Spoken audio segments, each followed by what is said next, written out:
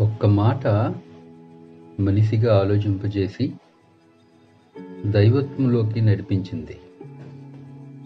బాధకుడా, ఈ స్త్రీ వ్యభిచారం చేయుచుండగా పట్టబడెను.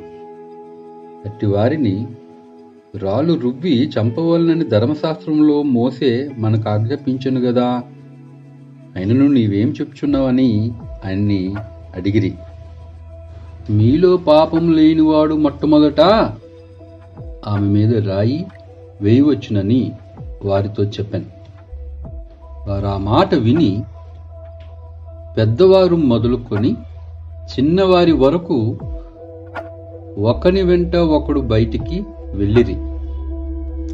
యేసు ఒక్కడే మిగిలెను. ఆ స్త్రీ మధ్యను నిలబడి ఉండెను.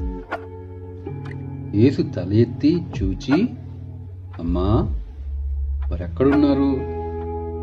ఎవరునూ నీకు శిక్ష విధింపలేదా అని అడిగినప్పుడు ఆమె, లేదు ప్రభువా అనెను. అందుకు యేసు, నేనును నీకు శిక్ష విధింపను, నీవు వెళ్ళి ఇక పాపము చేయకుమని ఆమెతో